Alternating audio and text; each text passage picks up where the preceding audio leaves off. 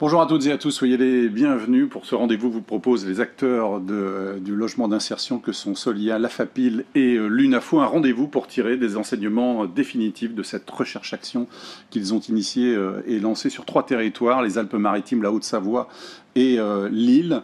On va essayer de tirer pendant cette heure et demie des enseignements définitifs sur cette recherche-action qui a été pilotée par l'ANSA, qui viendra d'ailleurs dans un instant nous donner un compte-rendu de cette recherche-action sur les terrains. Une recherche-action pour imaginer une synergie finalement plus intense entre le logement d'insertion et les SIAO.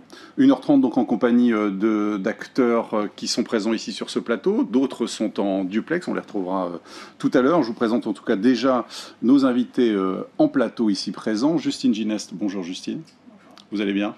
Merci. Bienvenue sur ce plateau, vous êtes chargé de mission à la FAPIL. Louis Rouget, bonjour Louis. Bonjour. Vous êtes donc responsable de projet à l'ANSA, l'Agence nationale des solidarités actives. Vous allez parler de cette recherche-action dans un instant. Kamel Seni, bonjour Kamel. Bonjour. Responsable du pôle logement d'abord à Solia, et puis le directeur de l'UNAFO, Arnaud de Broca. Bonjour Arnaud. Bonjour. Et tout à l'heure nous rejoindra donc Manuel Hénin de la DIAL qui viendra répondre aux propositions qui seront donc évoquées par les acteurs du logement d'insertion suite à cette recherche-action. Et puis vous pouvez aussi bien sûr poser toutes vos questions par l'intermédiaire de la plateforme. Vous avez un chat à votre disposition, n'hésitez pas à vous en servir. Et j'aurai le plaisir de faire l'intermédiaire de vos questions auprès de nos invités. Arnaud, d'abord, quelques mots pour rappeler qui sont les acteurs du logement d'insertion. Alors les acteurs du logement d'insertion, ça a déjà été un peu dit en introduction, mais c'est un regroupement informel de 3 organisations que sont la FAPIL, Solia et l'UNAFO, qui existent à peu près depuis une dizaine d'années, qui représentent à ce jour à peu près 400 adhérents et qui gèrent ces adhérents un peu plus de 200 000 logements. Le logement d'insertion, alors ça regroupe des types de logements assez différents, que ce soit des logements un peu de type collectif, des structures collectives ou dans le diffus, mais donc ça regroupe les résidences sociales, les foyers jeunes travailleurs, les pensions de famille, l'intermédiation locative. Foyers travailleurs migrants. Et les foyers de travailleurs migrants aussi, évidemment. Mais donc une palette, en tout cas, d'offres de logement à des personnes qui ont besoin de trouver un logement. Ce qui nous fait dire que le logement d'insertion est un acteur, ou sont des acteurs plutôt à part entière de la politique du logement d'abord. Et justement dans cette réflexion-là, de montrer comment on pouvait peut-être agir davantage en tant qu'acteur de la politique du logement d'abord, il nous semblait intéressant de travailler sur les SIAO et sur la place ou les relations entre le logement d'insertion et les SIAO, qui sont évidemment un acteur clé de la politique de l'accès au logement. Relation perfectible. C'est donc pour ça que vous avez imaginé cette recherche-action ? Relation hétérogène sur l'ensemble du territoire et donc perfectible dans de nombreux territoires. Et effectivement, c'est pour ça qu'on a choisi la méthode de la recherche-action qui nous a semblé la plus à même de à la fois remonter un certain nombre de pratiques sur les territoires. Alors on en a choisi 3, ça a été dit, on le redira, les différents lieux.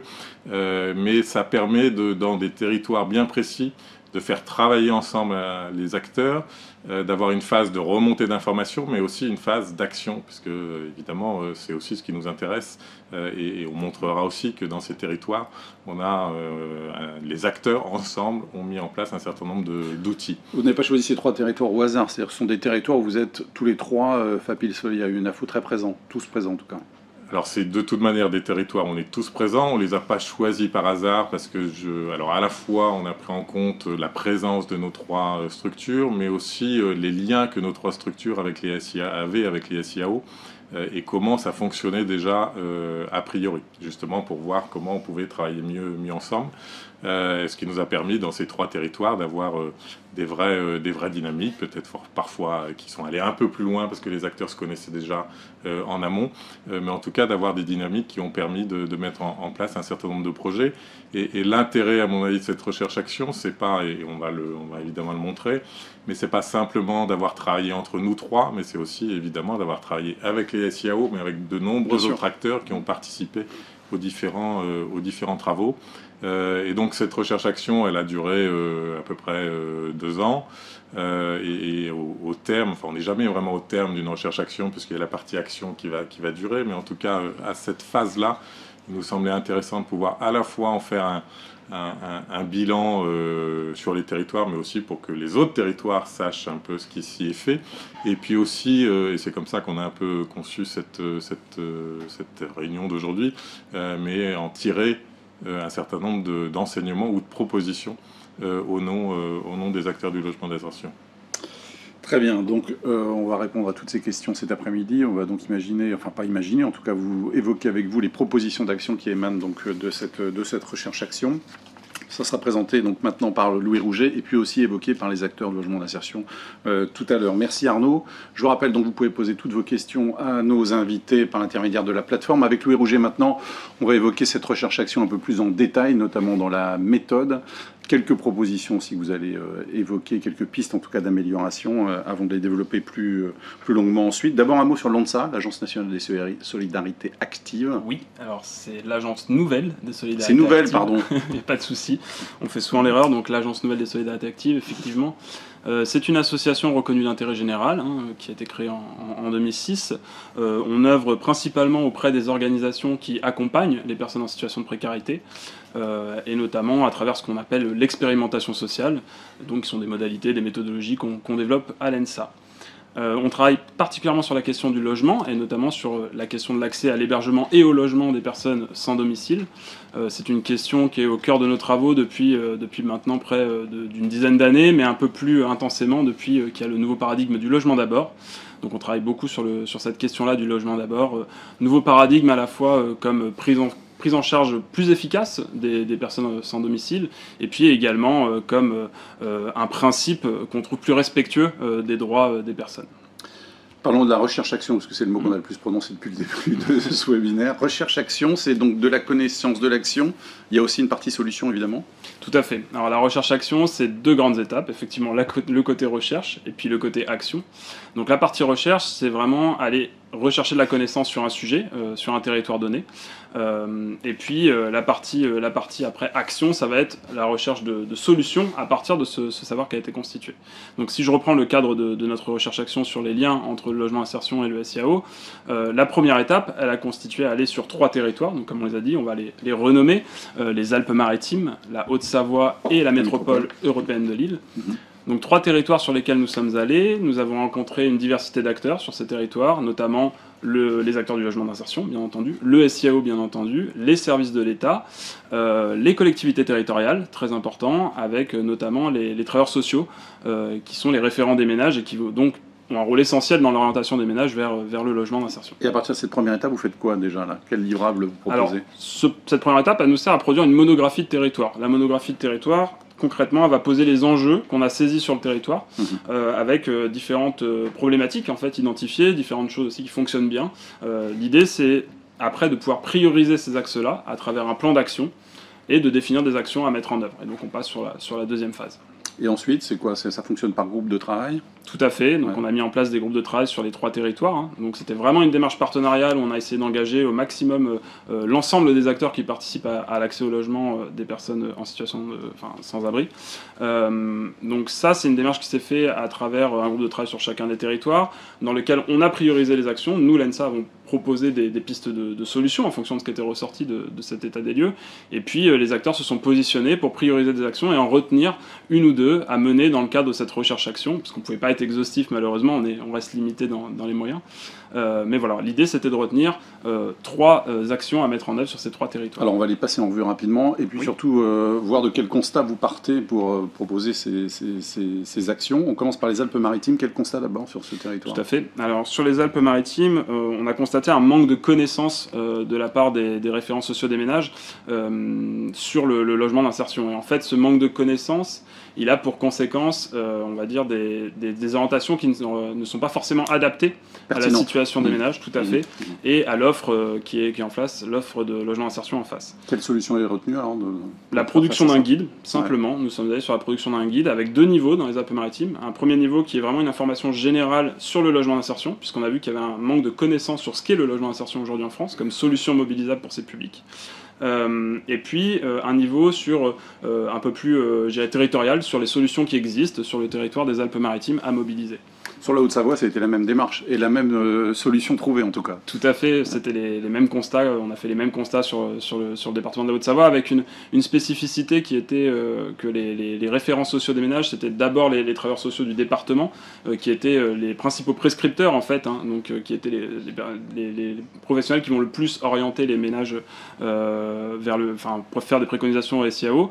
Donc on a choisi vraiment de se focaliser sur les travailleurs sociaux du département à travers une communication plus ciblée, et là on a pu travailler en lien étroit entre le SIAO, les acteurs du logement d'insertion et le conseil départemental de la Haute-Savoie. Donc le bilan de ces guides est plutôt positif ?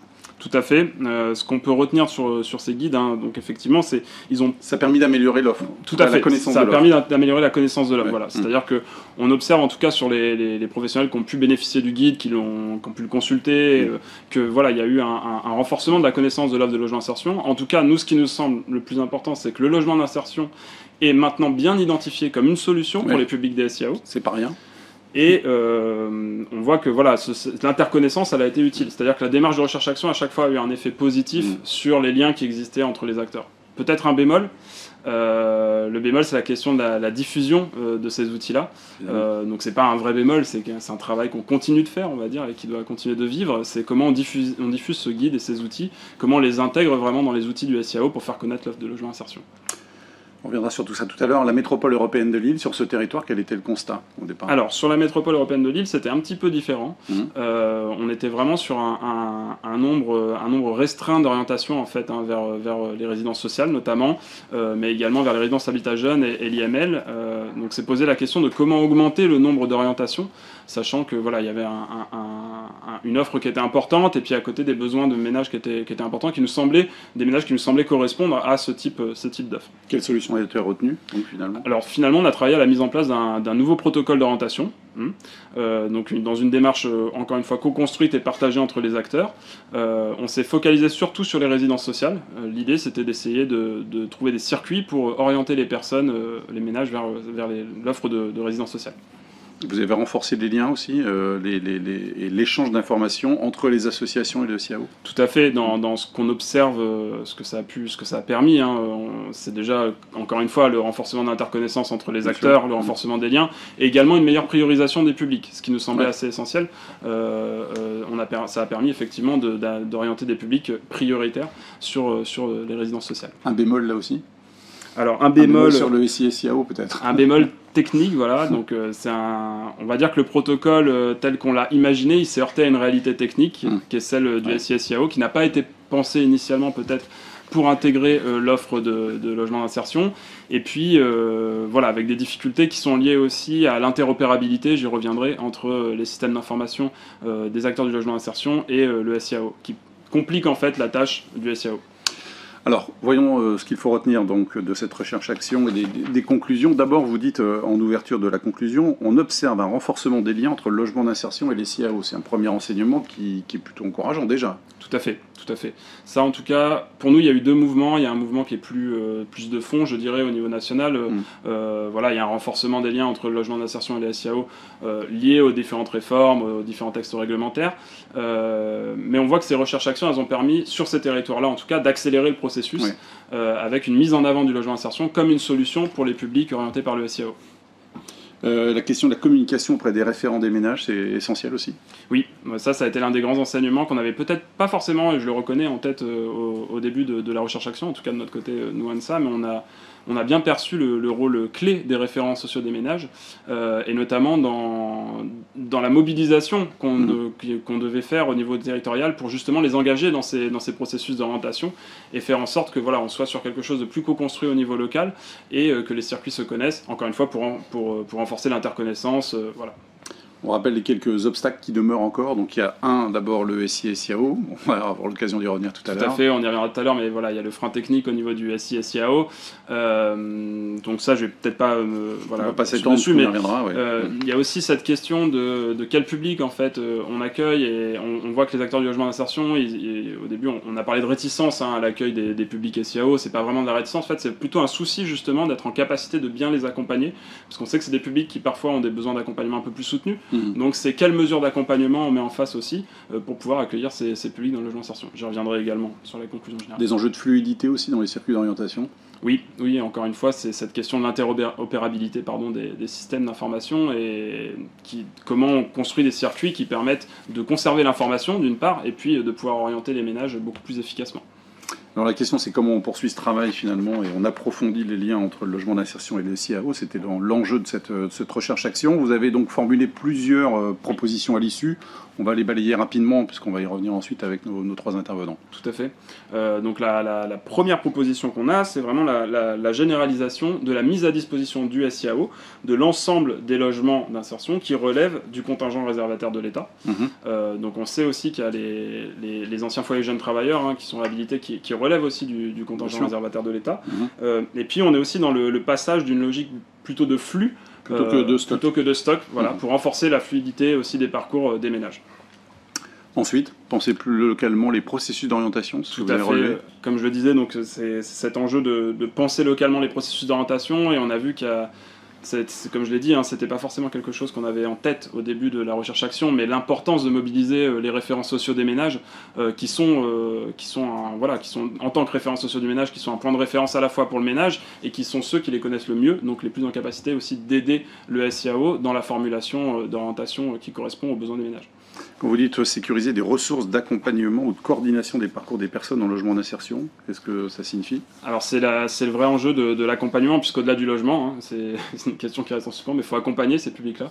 On sait que parmi les publics SIAO, il y a des publics qui sont plus en difficulté. Donc les publics qui sont orientés par le SIAO, parfois il est nécessaire de mobiliser des mesures d'accompagnement qui sont extérieures. Donc là on pose la question effectivement de pouvoir les mobiliser, ces mesures-là, notamment avec le fait que les acteurs du logement d'insertion ont bien fait remonter qu'ils n'étaient pas forcément en mesure d'accompagner tous les publics orientés par le SIAO. Donc c'est comment justement on garantit cet accompagnement-là, de manière à ne pas laisser ces acteurs-là seuls face aux problématiques des ménages.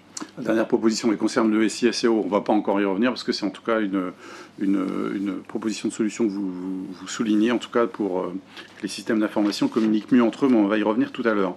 On termine avec les problématiques qui restent en suspens, selon vous? Tout à fait. Alors, on a noté deux problématiques qui restent en suspens. La première, c'est la question de l'observation sociale et de la fiabilisation de l'observation sociale.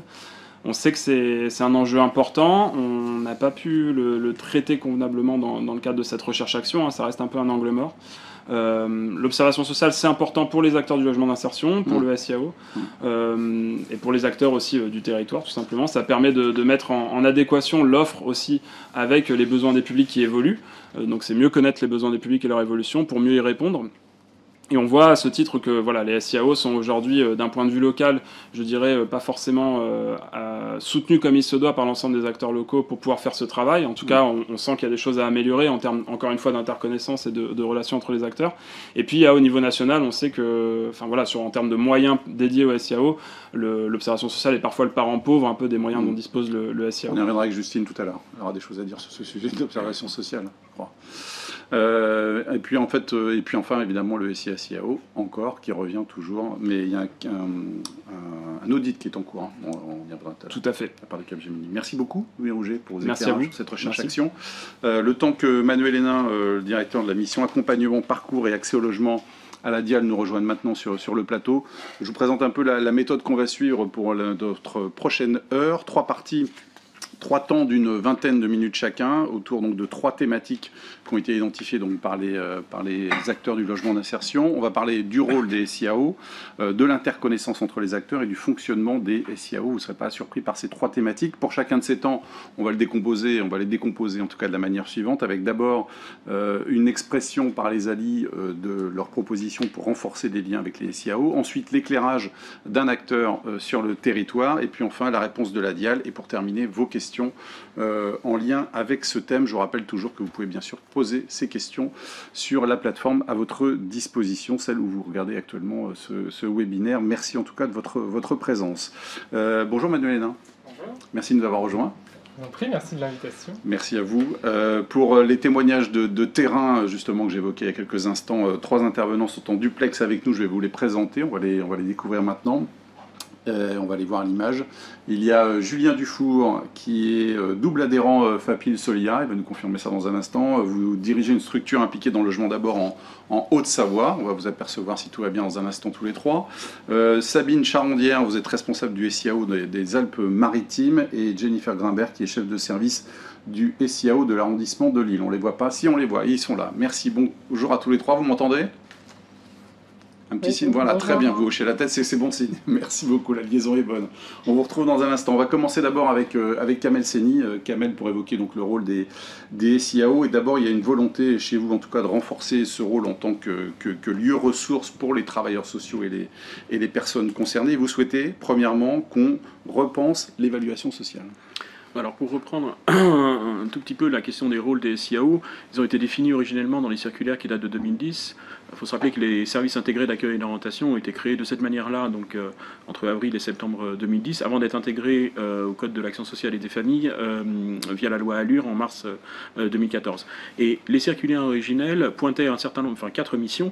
L'une de ces missions étant la régulation de l'offre et de la demande, qui est la partie, j'allais dire, la plus chronophage et peut-être la plus visible de l'action des SIAO, mais de mémoire, la 3e mission était la mission de soutien aux acteurs.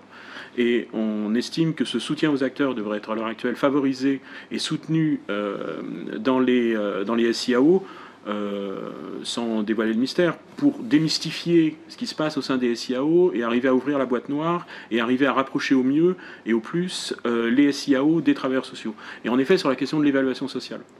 Donc l'évaluation sociale, les plus vieux d'entre nous, et je pense qu'il y en a un certain nombre derrière l'écran, se souviennent qu'à l'époque on écrivait des rapports sociaux, aujourd'hui on écrit une évaluation sociale. Et la loi Allure a même défini l'évaluation sociale des situations comme une évaluation sociale, médicale et psychique. Ce qui est quand même là aussi un changement de paradigme par rapport à ce aux écrits professionnels, et un certain nombre d'écrits professionnels pouvaient faire les collègues travailleurs sociaux. Le SIAO, dans sa fonction de soutien aux acteurs, pourrait plus encore soutenir les travailleurs sociaux sur ce qu'est cette évaluation sociale, en particulier lorsqu'elle est destinée au logement. C'est-à-dire qu'elle porte plus sur les besoins?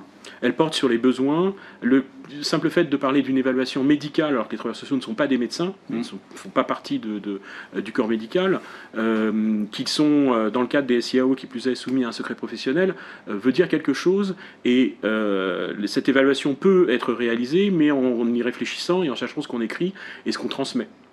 Les SIAO ont cette connaissance-là et peuvent plus appuyer les questionnements parfois complexes auxquels sont confrontés les collègues travailleurs sociaux dans la réalisation de ces évaluations sociales. Un deuxième sujet pour aller encore plus loin que sur la question sur cette question de lieu ressources, d'apporter de la connaissance et également d'ailleurs d'avoir des échanges avec les travailleurs sociaux sur des situations concrètes, c'est la question de la connaissance de l'offre, bien sûr, savoir ce qu'est une résidence sociale, ce qu'est de l'intermédiation locative. Parce qu'elle est très diverse. Parce qu'elle est très diverse, parce qu'on utilise un langage qui est jargonnant, on a dit SIAO, IML, mandat de gestion, etc. etc. C'est compliqué. Il y a 20 ans, un travailleur social n'avait pas besoin de connaître le CESEDA, le code du séjour et de l'entrée des demandeurs d'asile en France. Aujourd'hui, il a besoin de savoir si un travailleur, un immigré italien peut ou non travailler en France. Donc le métier de travailleur social est quand même est rendu plus complexe, plus difficile, et d'avoir des lieux ainsi de ressources et de soutien, notamment pour l'accès au logement d'insertion accompagné tiers secteur, n'est pas anodin. Et les SIAO devraient se voir renforcer ce rôle-là. Troisième proposition qui porte sur la sortie des dispositifs, parce qu'en cas d'échec aujourd'hui ou d'orientation inadaptée, il se passe quoi? Il se passe, à l'heure actuelle, il ne se passe pas grand-chose, étant donné que les expulsions sont, et il faut l'espérer que ça soit repoussé le plus longtemps possible, sans pour l'instant ralenti je ne vais pas dire que c'est tant mieux, mais en tout cas ça permet quand même de trouver un certain nombre de solutions. Mais en effet, dans le cadre des réorientations, on a parlé d'orientation non adaptée ou non pertinente, tout le monde peut se tromper, les personnes, les travailleurs sociaux, le SIAO, nous-mêmes lorsqu'on accepte ou qu'on refuse des personnes, et qu'il peut arriver qu'on arrive à des échecs. Le concept même de logement d'abord, lorsqu'il nous a été vendu de la même manière en 2008, 2009 et 2010, c'était de dire qu'il augmentait les chances des personnes de pouvoir voir leur parcours d'insertion favorisé et aboutir à des solutions. Et le chiffre, à l'époque j'étais là, c'était de dire que sur un parcours dit en escalier, en passant d'étape en étape, on était à 65% de réussite, et sur un parcours de logement d'abord où on sautait les étapes, on était à 80%. Le questionnement, c'est qu'est-ce qu'on fait des 20%? De temps en temps, ça rate, et lorsque ça rate, vous disiez qu'est-ce qui se passe, en cas de sortie de nos structures, la difficulté du retour en arrière, c'est retour 115, dans le meilleur des cas, et c'est compliqué. C'est compliqué, c'est pas souhaitable pour les personnes. Ce qui serait souhaitable pour les personnes, d'abord, c'est de trouver d'autres solutions, parfois à l'intérieur du logement d'insertion, c'est-à-dire de se dire que pour une résidence sociale, le seuil est trop haut, mais peut-être qu'une pension de famille est une bonne idée. Ça peut être aussi éventuellement des retours vers l'hébergement, des retours qui ne soient pas négatifs et qui ne soient pas des traumas pour les personnes pour pouvoir les faire revenir plus tard vers des formes de logement les plus abouties possibles, que ce soit d'ailleurs des formes de logement pérennes, type intermédiation locative en mandat de gestion et ou par public, voire dans nos structures. Alors là, c'est des sorties qui sont, j'allais dire, négatives, mais qui sont quand même des vraies difficultés pour les gestionnaires. Et si c'est des vraies difficultés pour les gestionnaires, c'est des vraies difficultés aussi pour les personnes. Il y a également le rôle que le SIAO peut avoir dans le cadre du soutien à des formes, j'allais dire, positives de sortie, une sortie vers le haut, qui sont l'arrivée en effet vers des logements pérennes. Une bonne part de notre offre de logements d'insertion sont des offres qui ont vocation à être temporaires. C'est pas le cas pour tous, encore une fois, c'est pas le cas pour l'intermédiation locative en gestion. Ça, vous voulez que le SIAO soit le coordinateur? Complètement. C'est-à-dire en cas d'erreur ou d'orientation inadaptée? En cas d'erreur, d'orientation inadaptée, mais également dans le cadre de la fluidité de nos structures. C'est-à-dire, on offre des solutions. Une bonne part de ces solutions ont vocation à être temporaires. Les personnes en résidence sociale ont vocation à rester 2-3 ans dans une majorité des cas, mais certainement pas dans tous. C'est pas le cas, encore une fois, en pension de famille ou autre. Et à un moment, il faut bien qu'ils sortent. Le soutien là-dessus du SIAO vers la sortie vers le parc public ou l'intermédiation locative en mandat de gestion sont des choses que l'on demande, tout simplement aussi parce que nos gestionnaires le demandent. Un autre point? On a fait le tour? Moi, j'ai fait le tour, en tout cas. Très bien, parfait. On va retrouver Julien Dufour pour la vision terrain et ses réactions à ces propositions. Bonjour à vous, Julien, vous m'entendez? Très bien, bonjour à tous. Alors moi, je vous entends très mal, mais je pense qu'on va nous monter le retour en plateau si c'est possible. Je précise que c'est la Croix-Rouge qui pilote le SIAO sur votre territoire. Vous êtes en Haute-Savoie? Oui, je l'ai dit ou pas? Oui, je l'ai dit. Très bien. Le SIAO, lieu ressource sur le papier, mais dans la réalité? Alors dans la réalité, je pense que c'est effectivement un lieu ressource. En Haute-Savoie, le SIAO s'est construit et consolidé avec difficulté. Il est encore vécu d'ailleurs comme un dispositif un petit peu supplémentaire qui s'ajoute à la diversité des dispositifs d'hébergement, de logement accompagné, de logement d'insertion, et qui ralentit parfois le parcours des demandeurs.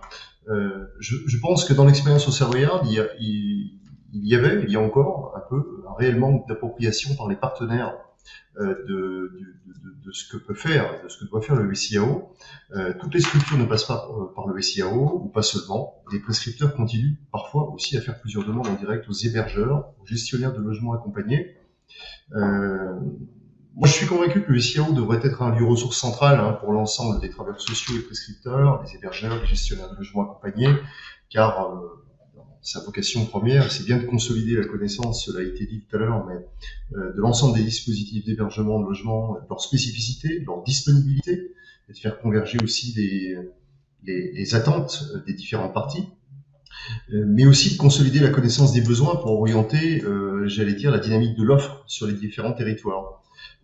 Et puis je dirais le dernier élément, c'est aussi fiabiliser les évaluations sociales pour faciliter le travail des gestionnaires de logements accompagnés sur le terrain. Juste un mot, Julien, c'est-à-dire ce que vous nous dites, c'est que pour vous, le SIA aujourd'hui n'a pas la vision, en tout cas, des besoins de tous les publics et de l'offre disponible en logement accompagné. Non, pas encore, pas complètement. C'est un travail qui se poursuit au quotidien avec les travaux réalisés avec l'appui de l'ANSA et j'allais dire avec les outils mis en place au niveau local avec le SIAO qui continue, j'allais dire, de créer des boîtes à outils, d'aider à la décision pour aider les prescripteurs à se repérer, à faire des préconisations adaptées. On a réalisé, ils sont en cours de réalisation avec votre appui d'un kit pratique de la rue au logement qui permettra aux professionnels qui accueillent et accompagnent les personnes de voire faire des préconisations adaptées. Mais pour l'instant, voilà, effectivement, c'est un parcours de construction. Comme je le disais, toutes les demandes ne sont pas orientées encore vers le SIAO et parfois, on est même parfois en panne, si je puis dire, de candidature pour nos logements, ce qui peut être une difficulté. Et concernant les travailleurs sociaux, quel est leur niveau de connaissance aujourd'hui, selon vous?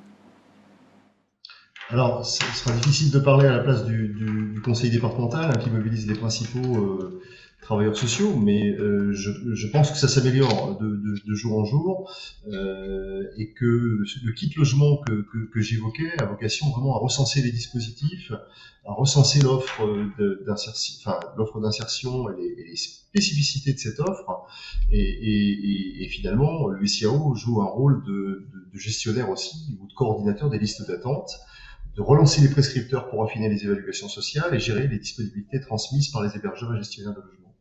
Quelles sont les pistes pour vous sur le terrain? C'est quoi? C'est que les acteurs de logement d'insertion soient des régulateurs entre le SIAO et les acteurs Oui, les acteurs. Oui, moi j'en vois deux. Concrètement, on gère chez nous 430 logements, on va dire, dont 330 logements d'insertion. Certains sont en maîtrise d'ouvrage directe, certains sont en location sous location, en collectif, en individuel. D'autres sont des logements en mandat de gestion privé et qui sont effectivement ouverts au dispositif d'intermédiation locative en mandat de gestion dont parlait Kamel. Donc nous on joue le jeu du SIAO, c'est-à-dire que concrètement on va bien au-delà des 30% de l'offre de logement État que l'on réserve pour le SIAO. On met quasiment toute notre offre. Donc ça, je pense que c'est un des rôles des ALI, c'est de jouer le jeu, hein, d'une saisie volontariste de l'offre de logement accompagné disponible. Après, je pense qu'il y a un deuxième enjeu, c'est de pouvoir contribuer à animer territorialement la concertation avec les prescripteurs sociaux, afin de favoriser là aussi la convergence des demandes vers le SIAO et limiter les demandes qui sont simultanées de gré à gré, parce qu'effectivement, en Haute-Savoie en tout cas, la construction territoriale du SIAO s'est faite avant la construction départementale, et il a fallu tenir compte aussi de la façon dont les territoires s'étaient finalement investis sur ce sujet. Donc donner au SIAO les moyens d'exister. C'est ça, et je pense que ça passe par les acteurs du logement d'insertion sur le territoire, et qu'on peut tout à fait jouer cette interface pour renforcer la vocation du SIAO et renforcer la connaissance des outils. Encore une fois, on contribue aux côtés du SIAO aussi aujourd'hui à créer cette boîte d'outils qui permettra de faire des préconisations adaptées et d'éviter effectivement des réorientations ou les déconvenus, ce qui est quand même l'enjeu essentiel. On va écouter maintenant la réponse de Manuel Hénin en plateau. Bonjour Manuel. Alors, une réaction et aussi bien au propos de Kamel que ceux de Julien sur le terrain. Oui, merci. Écoutez, peut-être un tout petit mot d'introduction pour dire bravo pour ce gros travail fait par les acteurs du logement d'insertion. On est très content. L'État est très content, je pense, de pouvoir soutenir ce secteur, ces trois fédérations qui sont très professionnelles et qui, ensemble, je pense, peuvent créer aussi des synergies, à la fois au niveau national, au niveau territorial, peuvent croiser leurs expertises et sont vraiment des appuis essentiels pour la DIAL, pour l'État, dans la construction, l'élaboration des politiques publiques. Donc, on est très heureux d'avoir pu soutenir ce travail. Et puis, vous disiez tout à l'heure qu'on était là sur les conclusions définitives. Je pense effectivement que la recherche-action, c'est un processus en continu. Bien sûr. Et chacun est là aussi pour aujourd'hui se nourrir de ces propositions pour ensuite imaginer la manière dont elles peuvent se mettre en œuvre sur leur territoire. Voilà. Donc on est dans un processus où on se nourrit tous mutuellement et cette restitution est aussi importante pour moi, pour nous, à l'État, que pour les personnes qui nous écoutent aujourd'hui.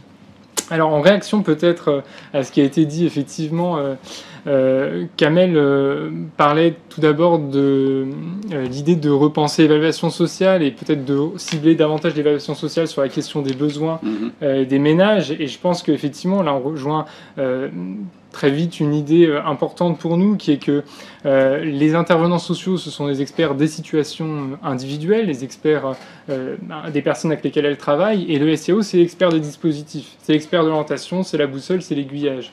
Et il faut pas tenter de mixer les deux. Hein. Le SIAO n'est pas là pour faire à la place des professionnels dans les structures, et inversement, les professionnels, on ne peut pas leur demander d'être forcément experts sur l'entièreté de l'offre, dans sa complexité, dans sa diversité, sur des départements qui sont grands, qui sont riches, etc. Donc je pense effectivement qu'il faut dissocier ces deux missions et travailler de concert au service des ménages. Je rajouterai un troisième expert dans la balance, c'est la personne elle-même. La personne, elle est experte, le ménage est expert de sa propre situation, de sa propre vie, et il est là aussi pour nourrir, évidemment, d'ailleurs en premier lieu, le processus d'orientation, le processus de construction de son projet personnel.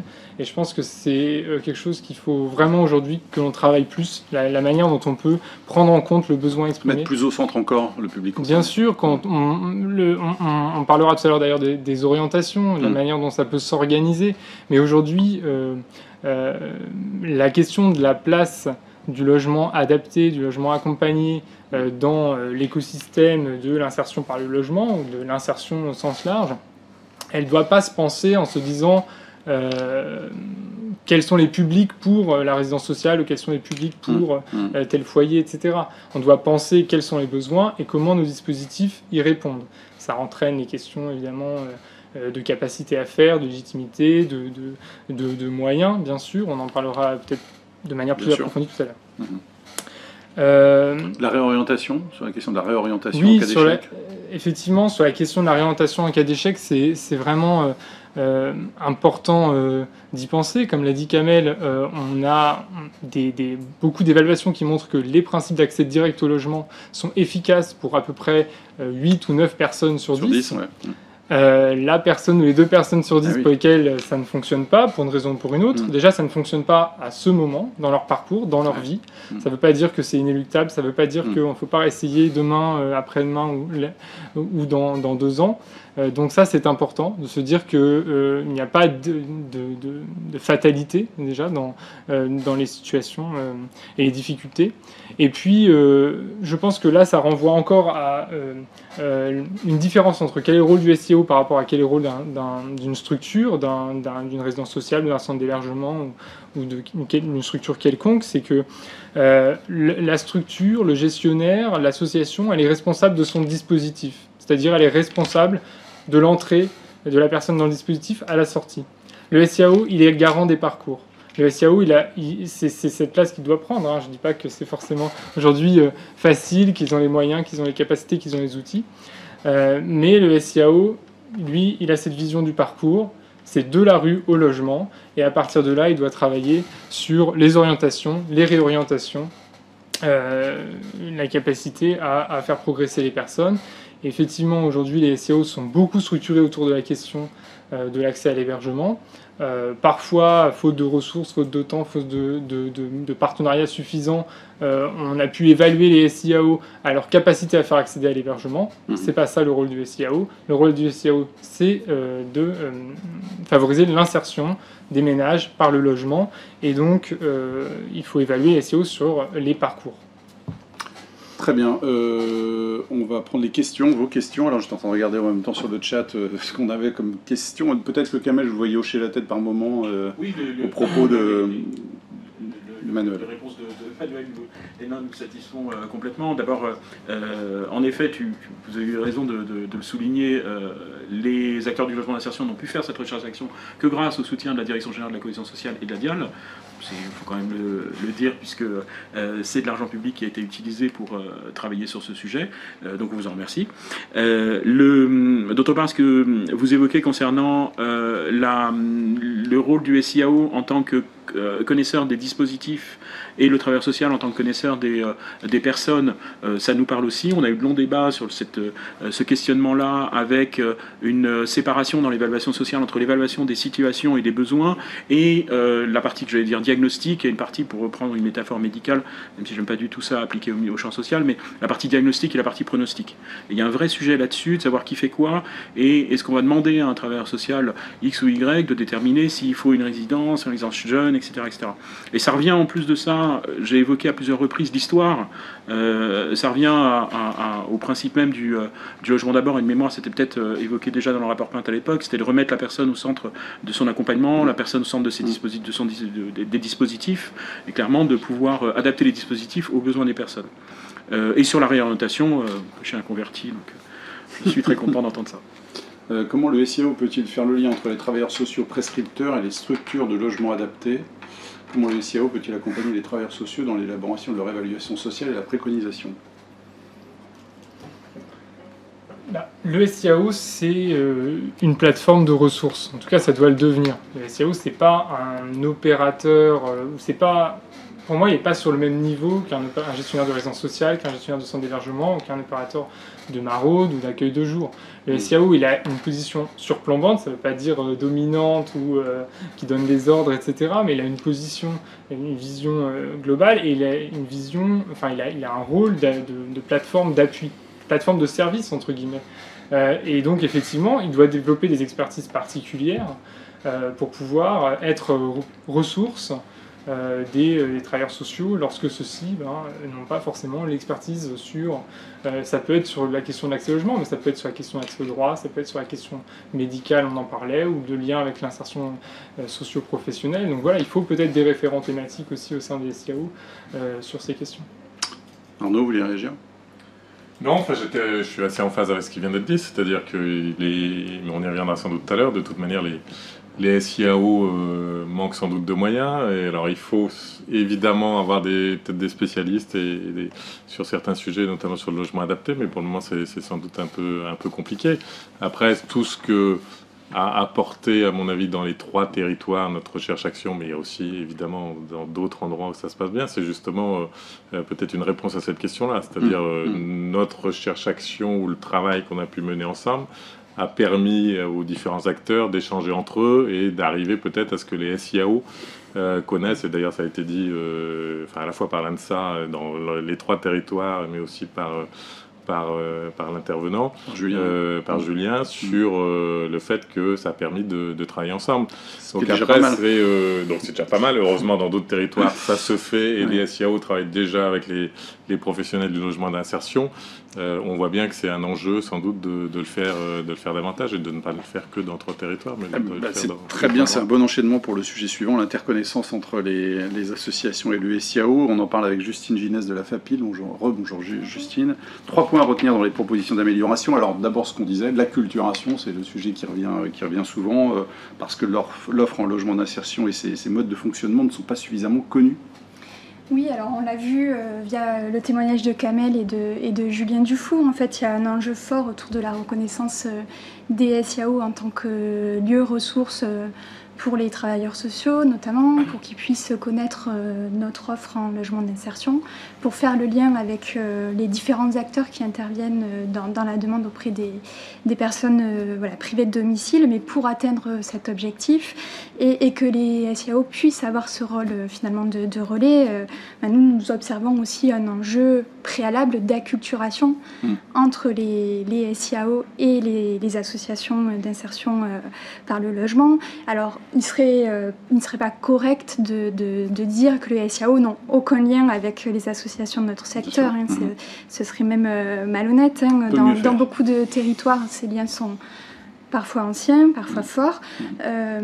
Beaucoup de SIAO sont aussi gestionnaires de structures de logement d'insertion, mais ces liens ils sont encore récents dans beaucoup de territoires et encore plus sur certains pans de d'offres de logement d'insertion. Je pense notamment à l'intermédiation locative en mandat de gestion ou par exemple certains types de résidences sociales, FJT, etc.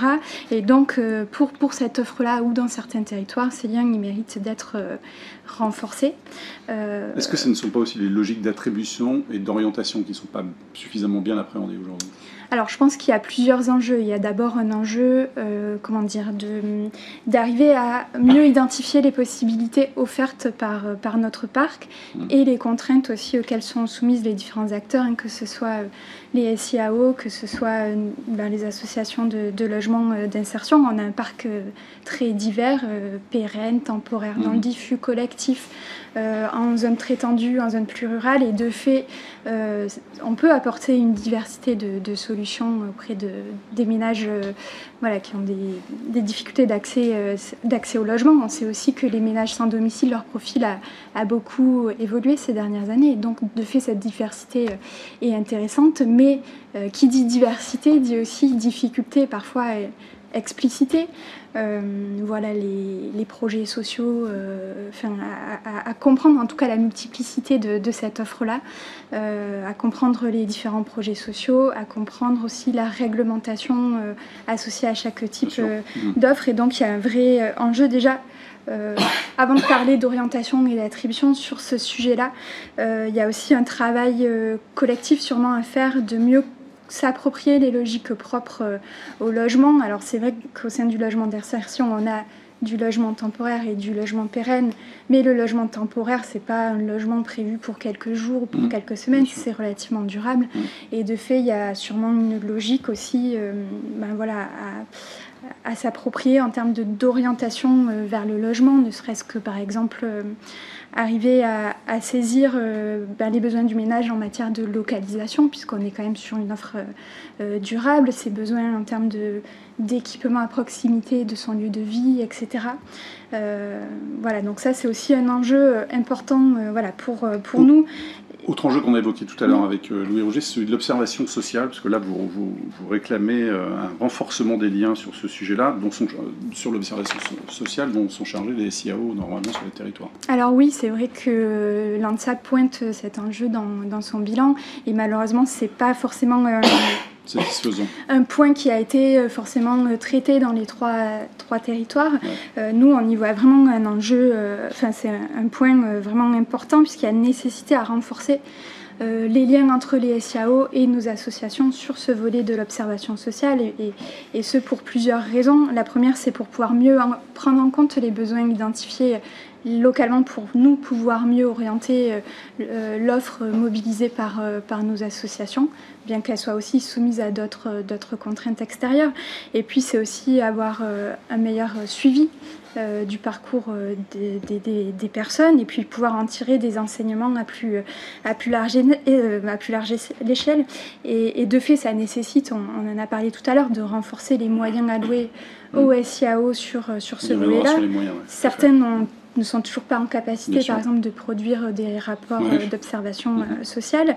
Et au-delà des moyens alloués aux SIAO, c'est aussi de pouvoir réfléchir à une articulation avec les autres initiatives de recensement et de connaissance des personnes. C'est une obligation, c'est une question candide, mais c'est une obligation qu'un SIAO établisse un rapport sur l'observation sociale?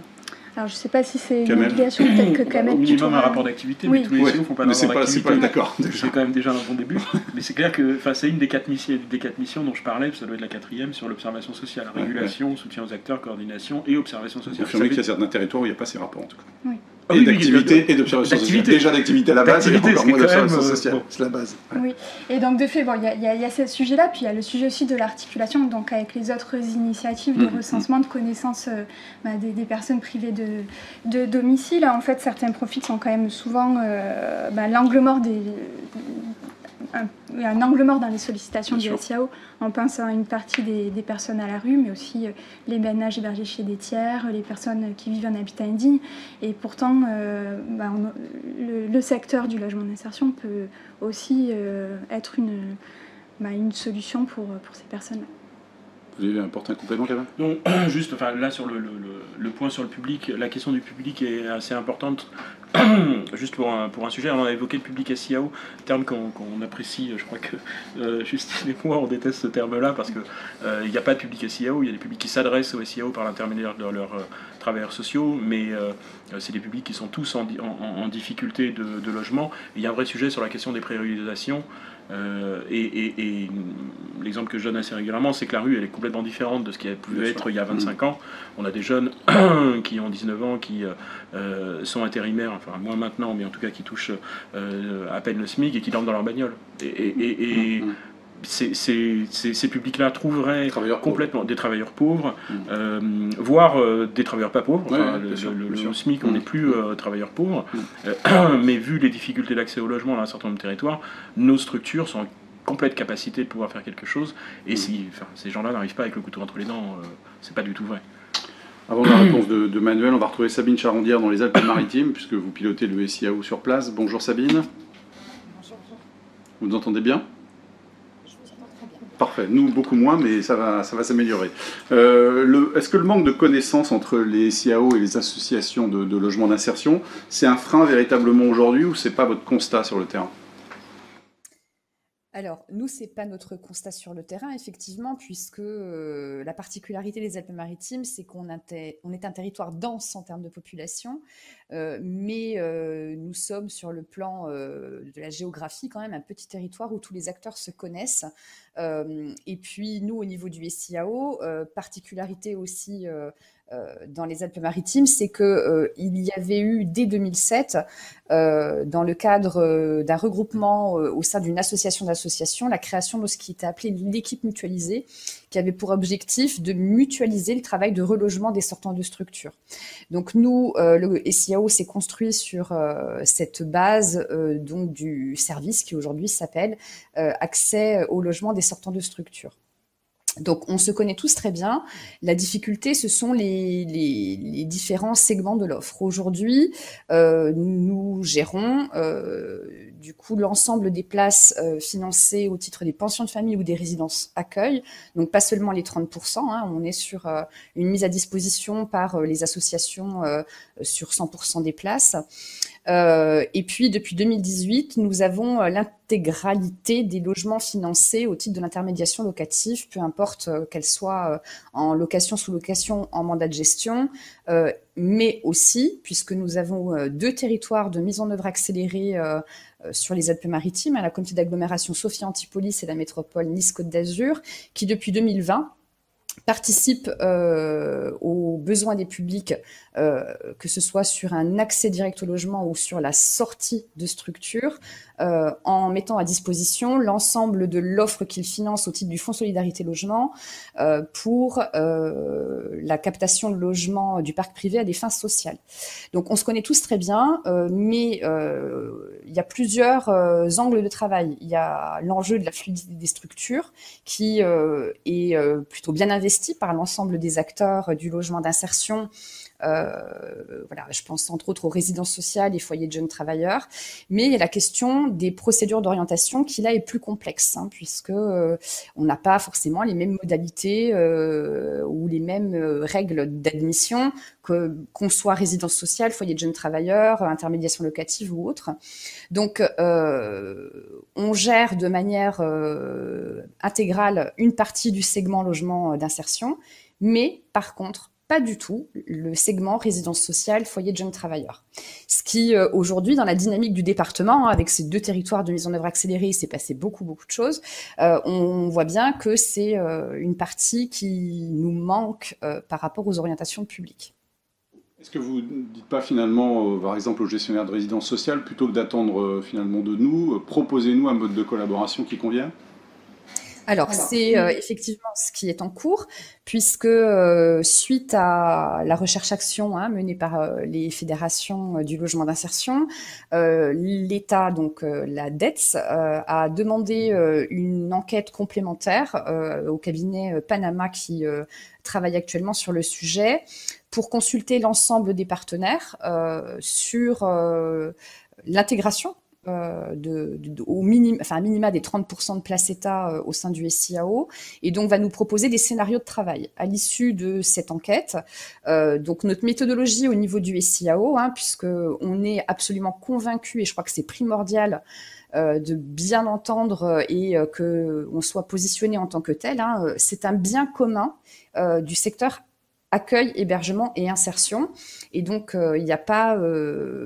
il faut entretenir ce bien commun. Donc, dans notre méthodologie de travail, au niveau de la coordination du SIAO, on travaille avec chacun de nos partenaires sur l'organisation de ce qu'on appelle les groupes techniques. Les groupes techniques sont thématiques. On réunit les directeurs ou en tout cas le niveau d'interlocuteur nécessaire à ce que le travail puisse être mené. Et donc on demande à partir d'une feuille de route définie on va dire en co-animation par le SIAO et par les services de l'État, sur les objectifs auxquels il faut aboutir. Donc, nous allons, à l'issue du travail mené actuellement par Panama, réunir un groupe technique autour de la question résidence sociale dans un premier temps et foyer de jeunes travailleurs dans un deuxième, on va le faire en 2 temps, pour qu'ils nous proposent des modalités de travail et de fonctionnement qui seront co-construits entre eux et sur lesquels nous, on verra la faisabilité et on renégociera la faisabilité en fonction de ce que peuvent faire les acteurs, mais de ce qu'on peut aussi nous faire au niveau du SIAO, parce qu'on a effectivement des moyens qui sont limités et que les missions sont très nombreuses. Juste un mot pour terminer, parce que je voudrais qu'on donne la parole à Manuel Hénin. Sabine, tout à l'heure, on disait, effectivement, certains SIAO ne produisent pas de rapport et d'activité, mais surtout d'observation sociale. Et chez vous ? Alors, nous, on produit beaucoup de données d'observation. On a effectivement un rapport d'activité et puis on produit chaque année un document présenté au cours d'une réunion de comité de pilotage avec l'ensemble des acteurs du secteur accueil, hébergement et insertion. Il n'est pas forcément rendu public, donc il n'est pas forcément visible. Par contre, il est à disposition de nos partenaires, bien évidemment. Par contre, en termes d'observation sociale, c'est vrai que dans le département, on est très souvent sollicité sur l'état des besoins, les typologies de public, les secteurs où il y a un manque de place. Voilà. L'État nous consulte entre autres beaucoup et maintenant les collectivités également, puisque avec Logement d'abord, c'est aujourd'hui aussi un de nos partenaires dans le travail du quotidien, sur l'état des besoins et sur les secteurs non couverts, sur les besoins non couverts. Pour les résidences sociales, on est aujourd'hui absolument incapable de produire la moindre donnée, puisque que ce soit la demande ou bien l'offre ou les typologies de logements ou autres, on n'a aucune visibilité là-dessus. Donc c'est dans l'intérêt en fait de ces dispositifs extrêmement important qu'on puisse travailler sur cette question de l'observation, mais il faudra aussi démystifier la question de l'observation qui n'est pas du contrôle, parce qu'il faut que nous, les structures, nous donnent les informations, on ne va pas les inventer. Donc voilà, observer, c'est pas contrôler, c'est identifier les besoins et s'organiser pour réadapter des offres existantes ou créer de nouvelles offres. Merci Sabine. On a 2 questions sur ce sujet-là. Alors une effectivement qui rejoint ce que vous disiez. L'observation sociale renforcée par les SIAO est souhaitée par tous, mais elle se heurte à un manque de moyens. Une augmentation des moyens est-elle envisageable ? Sinon, quelle piste pour la renforcer ? Manuel. Oui, alors la question des moyens, peut-être qu'on l'aborde ensuite, encore après. Tout à l'heure, donc je vais essayer de me concentrer sur... Mais on parlera de l'observation sociale quand même, enfin, vous allez répondre sur ce sujet. Je vais essayer d'apporter quelques éléments de réponse à ces 2 interventions qui étaient vraiment très riches, avec beaucoup d'idées autour des questions d'acculturation réciproque. On disait tout à l'heure que les dispositifs doivent s'adapter aux personnes et pas les personnes aux dispositifs. C'est peut-être un lieu commun, mais ça doit s'incarner vraiment dans la manière dont on pense et on verbalise les choses aussi. Et du coup, je me demandais, en écoutant les 2 interventions, qu'est-ce qu'on pourrait entendre par une mauvaise orientation. Si le SIAO fait une mauvaise orientation, qu'est-ce que ça veut dire une mauvaise orientation vers une résidence sociale, vers un dispositif de logement accompagné ? Si on se dit que c'est le dispositif qui doit s'adapter, il n'y a pas de mauvaise orientation. Donc, quels sont les facteurs de mauvaise orientation ? Pour moi, c'est peut-être les ressources, effectivement. On est sur du logement et donc il faut aussi pouvoir assumer une part de loyer ou de redevance. La situation administrative qui peut évidemment être bloquante pour tout ce qui peut être l'accès au logement de droit commun. Et puis un autre facteur, c'est le souhait des ménages. Hein. On en parlait tout à l'heure, mais si un ménage en fait ne souhaite pas aller vers l'offre qu'on lui propose, et bien en fait on va avoir derrière probablement des difficultés. On parle souvent de l'adhésion des ménages à l'accompagnement ou à la prise en charge, mais finalement la première brique de l'adhésion, c'est d'exprimer le souhait, ou en tout cas de voir son souhait respecté. Évidemment, tout ça, ça peut se heurter à la question de la disponibilité, de la pénurie dans des territoires d'offres, mais il faut bien faire la part des choses, je pense, et être très conscient localement de ce qui relève d'une orientation choisie, de ce qui relève par ailleurs d'une orientation par défaut pour des raisons de pénurie. Ça pose aussi pour moi la question de quel est le rôle d'un dispositif de logement adapté temporaire, par exemple, d'une résidence sociale. Pour une résidence sociale, ses spécificités, c'est le fait d'être temporaire et le fait d'être en semi-collectif, dans un espace semi-collectif. Finalement, il ne faut pas que ça devienne une étape obligée pour l'accès au logement pérenne, mais il faut que cette notion de temporaire, cette notion de semi-collectif, elle trouve un sens dans la réponse aux besoins des ménages, parce qu'ils sont en situation de mobilité, par exemple les jeunes, ou parce qu'ils ont une fragilité temporaire sur leurs ressources, ou parce qu'ils expriment le souhait d'être dans un espace avec une animation collective. On parlait d'organiser les processus d'attribution, par exemple. Je pense que c'est intéressant quand même de voir que sur l'hébergement, l'offre amont, si je puis dire, ou l'offre de première réponse, les choses se sont très fortement structurées grâce au SIAO ces 10 dernières années.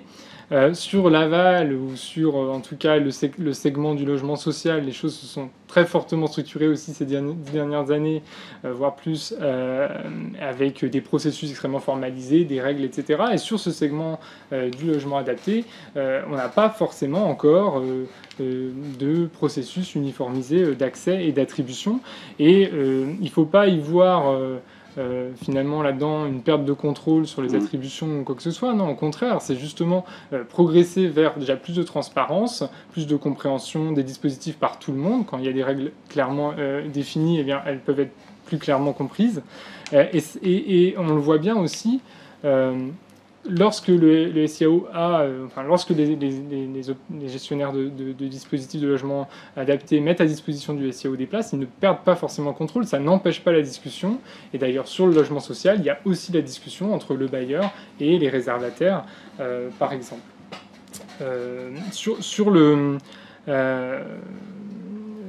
justement cette mise à disposition des logements au SIAO, je pense que ça nous amène à demander, le SIAO, c'est un outil de qui et un outil de quoi? C'est l'outil de qui? Est-ce que c'est l'outil de l'État?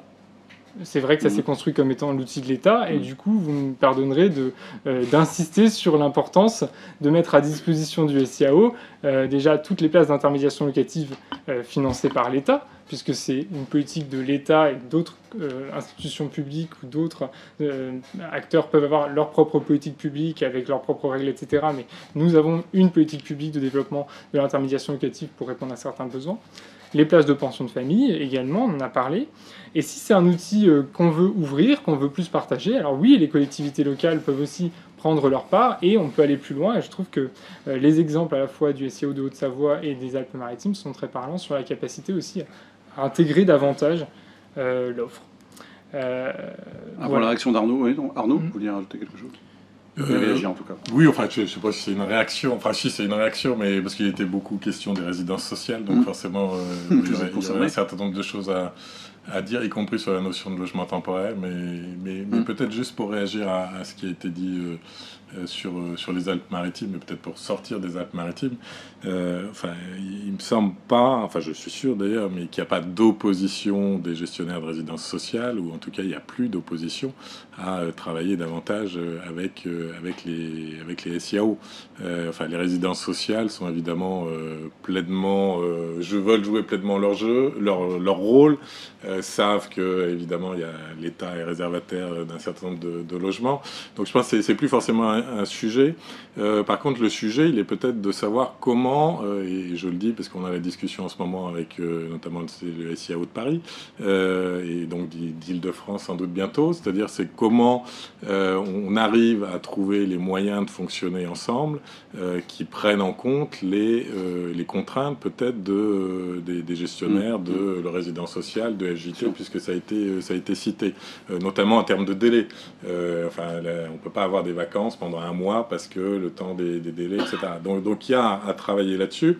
Et on a bien noté que dans la feuille de route sur les résidences sociales qui a été annoncée il n'y a pas si longtemps que ça, alors il y a un certain nombre de choses, ça aurait pu aller plus loin sur un certain nombre de choses, mais en tout cas, sur le SIAO, il y a la question qui est posée du comment on travaille davantage le lien entre le SIAO et les résidences sociales.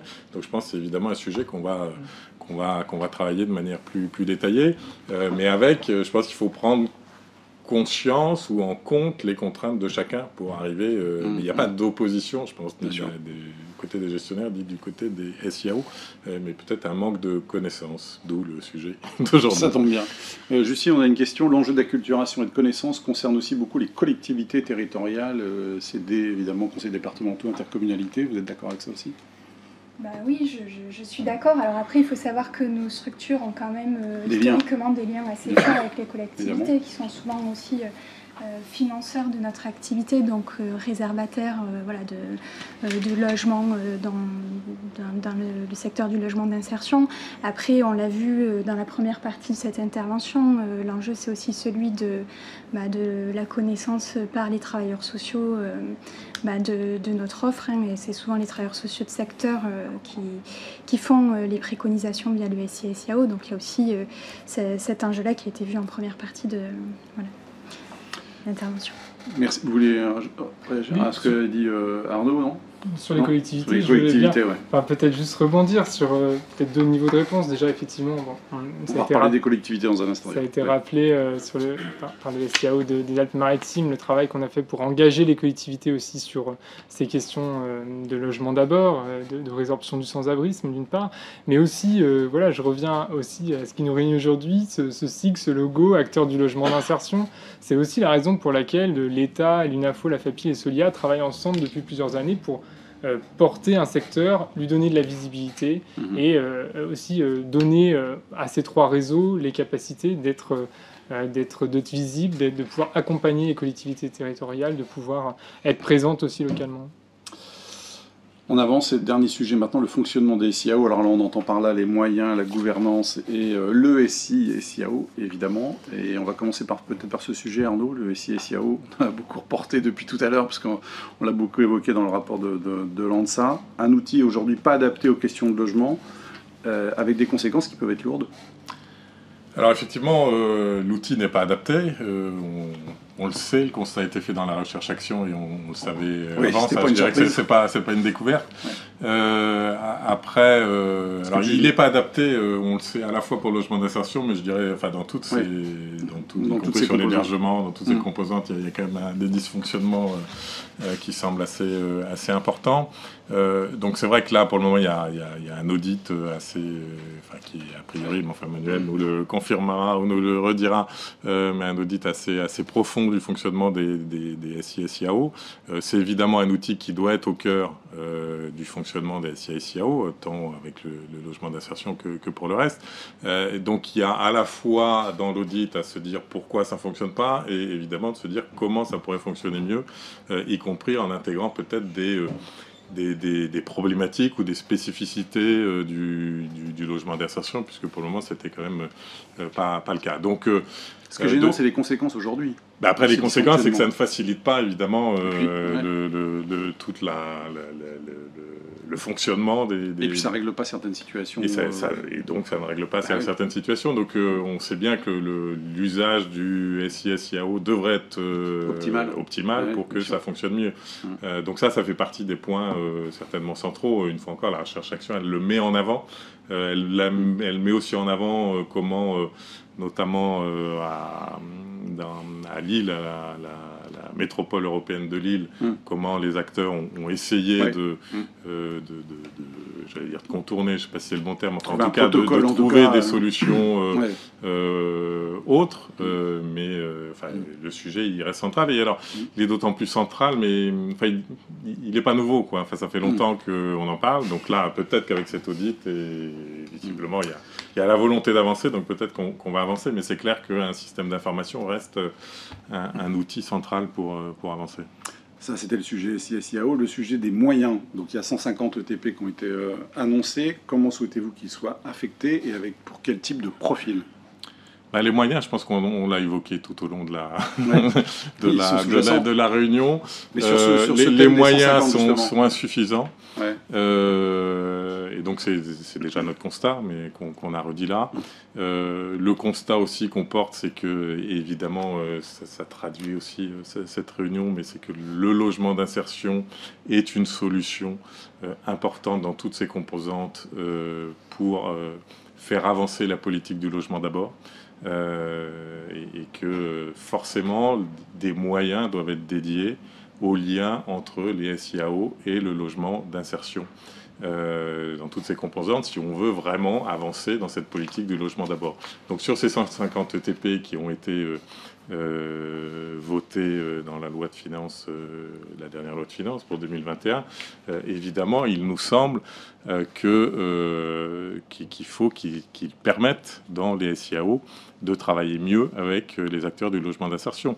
Donc ça veut dire très concrètement des ETP supplémentaires, puisqu'on parle quand même de moyens humains. Faire fonctionner mieux ou travailler mieux ensemble, ça peut passer par autre chose que par des moyens humains, mais il faut aussi évidemment dans les SIAO des moyens humains. C'est-à-dire des gens qui ont des connaissances aussi du logement et du logement adapté en particulier. Évidemment, si on veut travailler là-dessus, il faut évidemment des moyens humains qui nous connaissent, ça a été dit. Donc il y a aussi certainement à faire un travail de formation à faire, à la fois sur ces nouveaux ETP, mais aussi sur le reste. Et on est évidemment disponible, et nos centres de formation respectifs, mais même par d'autres moyens, pour arriver à former les responsables dans les SIAO. Alors, ça a été dit, et puis on l'a vu dans les témoignages, certains de nos adhérents gèrent des SIAO. Donc là, on peut penser qu'ils connaissent, mais d'autres, quand même, ont besoin d'avoir cette acculturation et cette connaissance. Sur la question de la gouvernance, qui intégrer dans les instances du SIAO ? Sur la question de la gouvernance, alors là, le sujet, c'est aussi, et sur tous les sujets, on va retrouver la même question, c'est la grande hétérogénéité de fonctionnement des SIAO. Et là encore, si on veut que le logement d'insertion, et je pense qu'on est tous là, tous les intervenants, l'État, etc., à penser et à dire que les SIAO, que le logement d'insertion doit jouer un rôle peut-être plus important dans la politique du logement d'abord et dans les territoires, il faut forcément, et si on veut arriver à une acculturation, une interconnaissance plus grande, sans doute que dans la gouvernance, on ait nos acteurs, qui sont multiples dans les territoires, puissent peut-être travailler davantage avec les SIAO et donc être présents aussi davantage dans la gouvernance. Et les collectivités. Et les collectivités aussi. Ça veut dire qu'il faut que la gouvernance traduise aussi la réalité de la diversité des acteurs, puisque c'est bien comme ça qu'on peut sans doute avancer dans cette interconnaissance. Merci Arnaud. On va retrouver Jennifer Grimbert maintenant, qui est chef de service du SIAO de l'arrondissement de Lille. Bonjour Jennifer. Bonjour. Merci d'être avec nous. Des moyens supplémentaires qualitatifs entièrement dévolus à l'orientation, c'est aussi quelque chose qui vous parle évidemment ? Oui, bien sûr. Nous, à notre niveau, en fait, on identifie aujourd'hui 4 moyens et aussi, suite à l'expérience de la mise en place du protocole, dans un premier temps, en effet, et comme toujours, c'est les moyens humains. Aujourd'hui, on commence sur l'orientation en résidence sociale et résidence habitat jeune. Il faut faire connaître le dispositif. On pense que demain, il y aura davantage de demandes. Donc aujourd'hui, c'est une organisation interne. On a 2 ETP coordination logement, mais qui ne sont pas seulement dédiés sur ces 2 dispositifs qui assurent les orientations. Si demain, on a davantage de demandes pour ces 2 dispositifs, on ne sait pas comment on pourra permettre le suivi des parcours jusqu'au relogement, aussi en pensant à la question de l'accompagnement qui préoccupe tout le monde, pour justement permettre cet accès et le maintien sur le dispositif. Un autre moyen qui nous semble important de développer et qui prend de plus en plus de place dans nos missions, c'est les moyens de communication. Ça a été dit à plusieurs reprises, il y a un gros travail à mener sur les dispositifs, la connaissance des dispositifs, les modalités d'accès. Il y a aussi un travail à mener directement auprès des personnes accompagnées pour faire connaître l'offre sur le territoire. On a pu constater qu'il y avait une représentation assez forte chez les différents publics de ce qu'est une résidence habitat jeune et de ce qu'est une résidence sociale. Et puis aussi, il y a tout le travail à mener avec le réseau accueil, hébergement, insertion pour renforcer les orientations aussi vers les dispositifs, mais vers aussi l'intermédiation locative et vers le logement social. Dernier moyen qui a été évoqué, je peux que le renforcer, c'est l'observation sociale.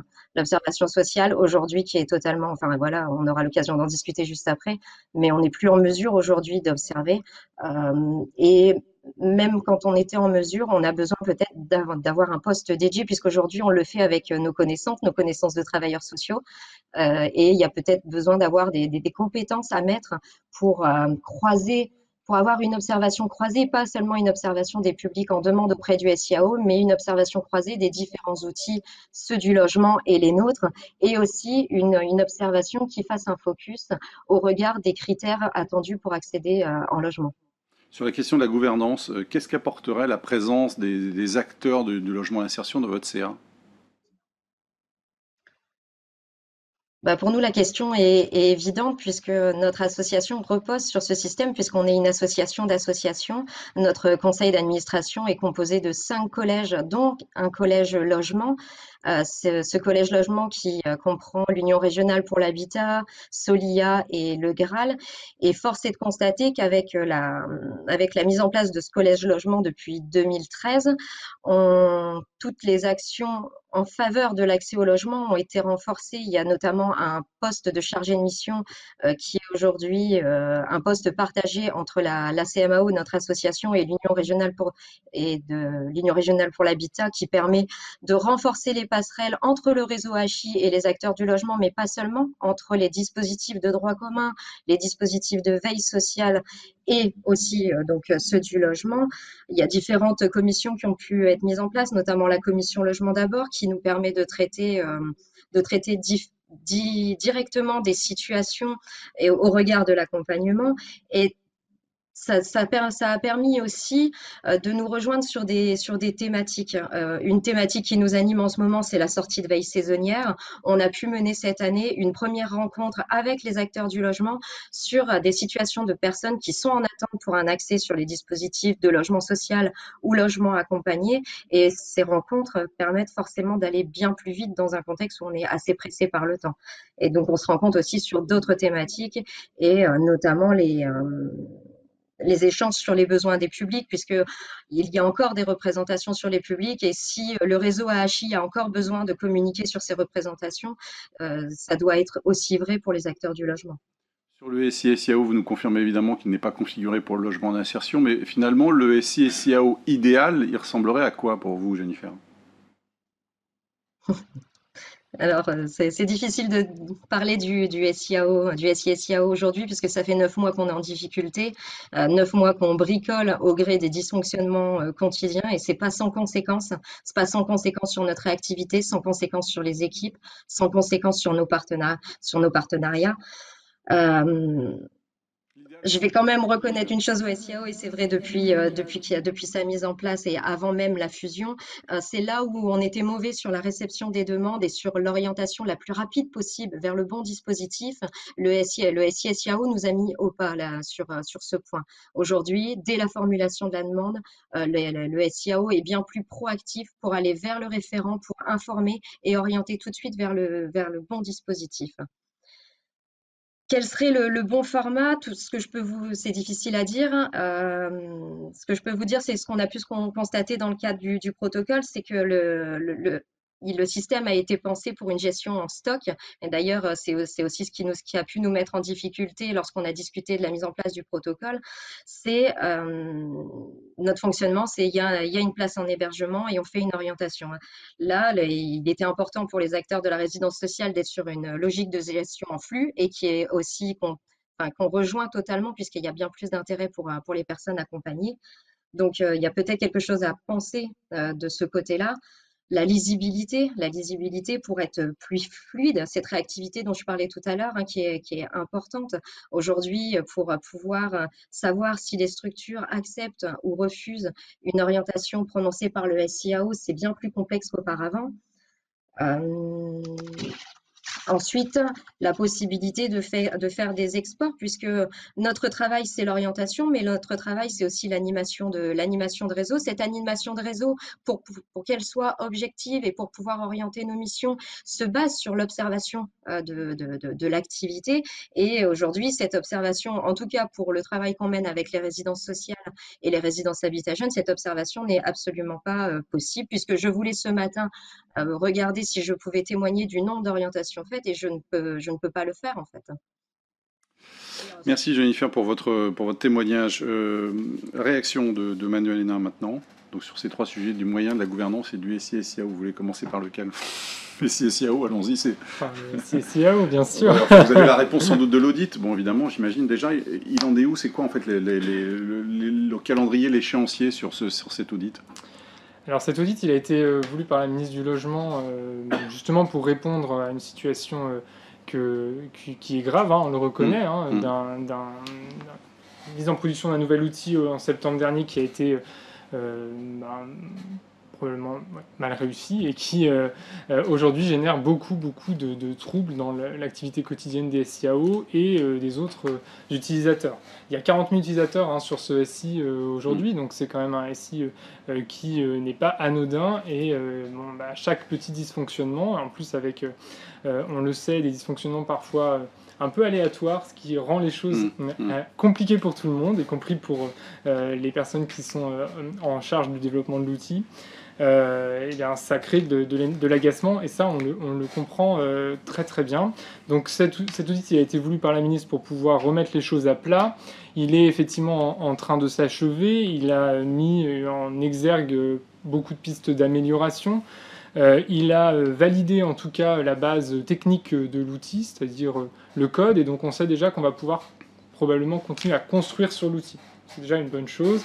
Et on va pouvoir résorber en 2021 un certain nombre de dysfonctionnements et en même temps avoir une feuille de route assez ambitieuse sur le développement de nouvelles fonctionnalités ou sur la refonte même d'un certain nombre de fonctionnalités. Ça, c'est quel horizon, Manuel, aujourd'hui? C'est quel horizon? Pour l'instant, les choses sont en train de se caler, mais si vous voulez, l'objectif c'est de au plus vite en 2022 avoir un outil fonctionnel et un outil qui fonctionne d'une part, et un outil qui répond aux besoins beaucoup plus autour des besoins tels qu'on les perçoit aujourd'hui. Parce qu'effectivement, le SI-SIAO, c'est quand même un outil assez ancien qui s'est construit aussi avec les SIAO. Donc on a beaucoup parlé de la manière dont les SIAO se sont construits autour de l'écosystème de l'hébergement, beaucoup. Donc le SI-SIAO, il a suivi aussi ce chemin. Aujourd'hui, il faut pouvoir avoir cette feuille de route pour l'adapter. Donc il y a une feuille de route assez ambitieuse avec un volet fonctionnel qui est assez important et qui va permettre de recueillir le besoin et d'avoir une démarche d'adaptation beaucoup plus forte aux besoins. Donc là, je ne peux pas vous préciser beaucoup plus la manière dont les choses vont se dérouler, mais les choses sont en train de se finaliser. Justine, et on va pouvoir communiquer. Justine, vous voulez rajouter? Oui, simplement par rapport à cette question du logiciel du SI et SIAO, nous on voudrait saisir cette opportunité aussi de cet audit pour demander à ce que les acteurs du logement d'insertion, mais même au-delà, je pense aussi les acteurs du logement, les bailleurs sociaux, soient mieux associés à l'évolution de cet outil. Ça n'a pas vraiment été le cas jusqu'à présent. Et on a vu via le témoignage du SIAO de la MEL qu'il y avait un vrai enjeu autour des résidences sociales et de l'intégration de cette offre dans le SI et SIAO. Il y a aussi des enjeux au niveau de l'intermédiation locative. Mais au-delà de l'intégration de l'offre, je pense qu'il y a aussi intérêt à ce qu'on travaille ensemble sur peut-être les items présents pour faire l'évaluation sociale et la préconisation vers l'offre de logement. Ce que vous dites, c'est que si le refondre, c'est bien, mais si c'est pour le refondre sans vous, ça n'a pas d'intérêt parce qu'on peut je pense que ce serait bien, de pouvoir associer bien évidemment nos fédérations, mais aussi les acteurs locaux. C'est prévu comme ça, Manuel? voilà, si le SI-SIAO a été à l'image des SIAO d'hier, il doit être à l'image des SIAO de demain. Donc je reviendrai dans un instant sur la question de la gouvernance, mais effectivement, il est clair qu'il faut beaucoup plus associer le secteur du logement d'insertion, beaucoup plus associer le secteur du logement social, et je complète aussi en mentionnant les équipes mobiles, les maraudes, les accueils de jour, un certain nombre peut-être de partenaires d'ailleurs qui peuvent venir travailler avec le SI-SIAO. Le SI-SIAO, il est aussi utilisé en collectivité territoriale, en conseil départemental, etc. Enfin, il y a tout un écosystème et un certain nombre de profils utilisateurs très différents. Donc oui, il faut bien sûr associer chacun de ces parties. Sur la gouvernance. Sur la gouvernance, alors sur les moyens et la gouvernance, peut-être, je commence par les moyens. Donc effectivement, il a été rappelé cet abondement de l'État pour financer 150 nouveaux postes en 2021. Alors on était à peu près sur une masse de 1000 ETP dans les SIAO jusqu'à présent. Donc vous voyez, c'est déjà quand même plus 15%. Grâce à ces 150 postes. Alors, ils ont déjà été répartis, si je puis dire, entre les différentes directions régionales de l'État qui sont en charge de mettre en œuvre avec les directions départementales et les partenaires. Donc, il y a déjà des recrutements qui ont eu lieu. Enfin, les choses avancent assez vite. Dans la petite enquête de besoins qu'on avait faite fin 2020, à peu près 80% des SIAO faisaient remonter des besoins exclusivement sur les missions accès au logement, suivi des parcours, observation sociale. Donc on voit bien que déjà les autres volets sont relativement bien couverts, alors avec ponctuellement des besoins, et en particulier parce qu'on est dans une période où il y a eu des besoins de renfort en écoutant 115 ou des choses comme ça. Mais néanmoins, il y a eu, évidemment les SIAO s'en sont saisis de cette mesure pour renforcer vraiment le pôle logement et parcours observation sociale. Donc ça, c'est très positif, je pense. Je voudrais signaler aussi que dans le cadre des territoires de mise en œuvre accélérée, on a apporté des crédits aux collectivités territoriales et aux départements concernés. Et il y a eu des renforts aussi de SIAO dans ce cadre. Typiquement, les Alpes-Maritimes, il y a eu déjà, avant 2021, des renforts assez conséquents dans le SIAO grâce à l'engagement de la CASA, de Nice Métropole et de l'État. Et évidemment, tout à l'heure j'ai bien aimé l'expression du SEO comme bien commun, donc si on veut en faire un outil de tous, d'autres peuvent contribuer. C'est déjà le cas, il y a déjà des villes, des communes, des intercommunalités et des conseils départementaux qui mettent à disposition du personnel, qui financent, qui contribuent au budget des SIAO. Donc c'est déjà quelque chose qui existe, bien sûr, mais on peut aller plus loin. Et voilà, donc à la fois du côté de l'État, nous on souhaite aller plus loin, continuer les renforts, à la fois côté des collectivités. Ça m'amène à la question de la gouvernance, donc sur mettre le partenariat au cœur du SIAO, ce qui est notre objectif, le partenariat au sens large, à la fois le partenariat institutionnel public, donc l'État et les collectivités territoriales, et le partenariat dans le secteur le secteur social et le secteur du logement, donc les centres d'hébergement, les maraudes, la veille sociale, et puis le logement d'insertion, le logement. Je trouve que le fonctionnement par collège est très intéressant, ce qui a pu être évoqué dans le Nord. Et d'ailleurs, j'en profite pour saluer la très belle dynamique qu'il y a dans le Nord et dans les Hauts-de-France en général sur les questions d'accès au logement et les places, la place du SIAO dans chacun des départements sur ces sujets. Vous voulez intervenir, Camille ? Oui, on a évoqué dans nos propositions et sur cette question de la gouvernance, évidemment la place des gestionnaires donc nous en tant que bailleurs, également la place des collectivités locales. On a également évoqué la place des personnes. C'est l'Arlésienne un peu ça, non ? C'est compliqué, mais en effet c'est l'Arlésienne. C'est sincèrement compliqué. En matière de représentativité des personnes. On n'est pas obligatoirement soumis. Certains établissements, je pense au EJT, sont des établissements sociaux et médico-sociaux sur lesquels il y a une loi qui s'appelle la loi 2002 qui fixe un certain nombre de règles. Ce n'est pas obligatoirement le cas dans toutes nos structures. Il y a des conseils de vie sociale dans les résidences sociales au-delà d'un certain seuil. C'est pas si simple que ça. Et c'est pas si simple que ça d'arriver à mettre les personnes au sein des instances des SIAO parce qu'ils peuvent avoir des situations à examiner et ça c'est compliqué. Mais par contre au sein de la gouvernance, il y a peut-être des réflexions à avoir. En tout cas, c'est un sujet qu'on appuie. On n'est pas ceux qui sont les plus en avant. D'autres fédérations mettent encore plus ça en avant. Simplement, on l'oublie pas. Et en tout cas, on soutient ce sujet-là aussi d'arriver à savoir comment les personnes elles-mêmes À une époque, on disait les usagers, on a arrêté depuis que les personnes elles-mêmes disent qu'elles ne sont pas usagers, mais que les personnes elles-mêmes puissent intégrer les gouvernances et qu'il y ait une voix, puisqu'on l'a évoqué à plusieurs reprises quand même, les personnes sont les premières actrices de leur parcours et de leur vie. Une réponse sur la présence des personnes accompagnées? Non, mais pas grand-chose à ajouter à ce que vient de dire Kamel. Effectivement, c'est un enjeu, c'est compliqué opérationnellement de trouver les formes de représentativité. C'est pour ça aussi que tout à l'heure je mentionnais aussi la manière dont l'expression des personnes peut s'incarner, pas forcément de manière institutionnelle, mais aussi déjà très concrètement dans les documents qui sont faits, les évaluations sociales, dans les comités, les commissions, etc. Donc voilà, il y a différentes manières de penser les choses, mais d'un point de vue institutionnel, oui, il faut peut-être capitaliser sur des SIAO qui auraient déjà ce type de collège, personnes concernées, et voir comment les choses peuvent fonctionner. On nous pose la question sur le chat de la gestion en flux, gestion en stock. Vous pouvez nous expliquer la différence, Kamel, de manière simple, ou Justine? Oui, la gestion en stock, en fait, quand on produit des logements et qu'on bénéficie de financements, notamment des financements du logement social, on a ce qu'on appelle des réservataires, et chaque logement chaque réservataire est pointé sur un logement, et donc c'est ce qu'on appelle la gestion en stock. Quand un logement se libère, on demande à un réservataire de proposer un candidat pour accéder à ce logement-là, et la gestion en flux, c'est de sortir de cette idée que chaque logement est réservé à un réservataire, mais d'avoir des engagements d'attribution par réservataire par an.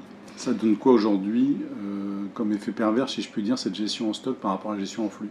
Et de fait, elle segmente les attributions. Certains des logements qui pourraient être disponibles. Exactement. L'autre difficulté, particulièrement sur le contingent État, c'est que le contingent État, notamment dans le parc social, peut-être probablement un petit peu moins du côté des logements d'insertion, donc qui est appelé le logement, le contingent mal logé, ce sont des personnes qui, par rapport à d'autres contingents, je pense par exemple à celui d'Action Logement, qui par définition accueille des salariés, accueille des personnes en plus grande difficulté, qui vont probablement, tout ça c'est très très moyen et c'est vraiment du probable, mais probablement rester plus longtemps dans le logement. Donc il y a une baisse tendancielle en fait du taux de rotation sur un certain nombre de segments.